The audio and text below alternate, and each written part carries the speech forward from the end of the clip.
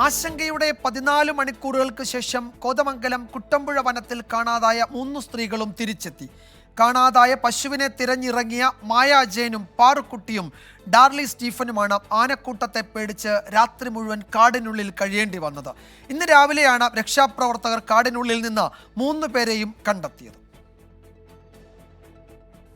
ഈ കാണുന്ന വഴിയിലൂടെയാണ് ഇന്നലെ ഉച്ചയ്ക്ക് കാണാതായ പശുവിനെ തേടി ഡാർലിയും മായയും പാറുക്കുട്ടിയും കാടിനുള്ളിലേക്ക് കയറിപ്പോയത്.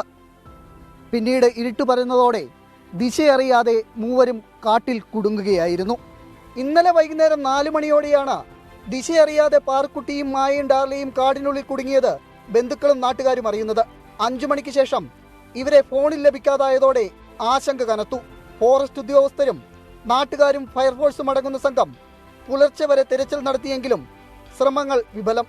കൂരിരുട്ടും കാട്ടാനകളും രക്ഷാപ്രവർത്തനത്തിന് വിലങ്ങുതടിയായി. കാട്ടിലേക്ക് പോയ 3 സംഘങ്ങൾ പുലർച്ചെയോടെ തിരികെ എത്തി. ഒരു സംഘം കാട്ടിൽ തുടർന്നു.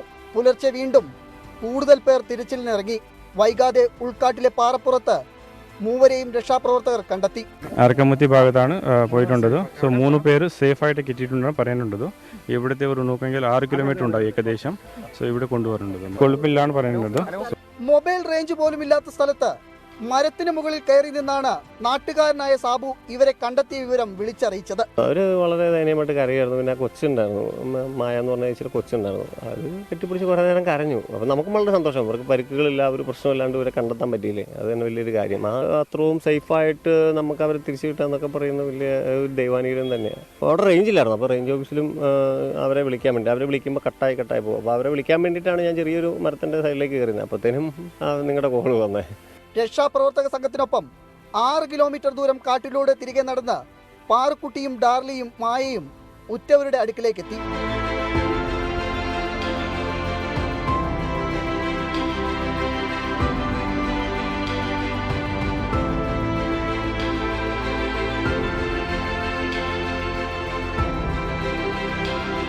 സമാനതകളില്ലാത്ത രക്ഷാപ്രവർത്തനം ഒന്നുകൊണ്ട് മാത്രമാണ് പുലർച്ചെ വെട്ടം വീണപ്പോൾ തന്നെ കാട് കയറിയ 3 പേരെയും തിരികെ നാട്ടിലെത്തിക്കാൻ കഴിഞ്ഞത്.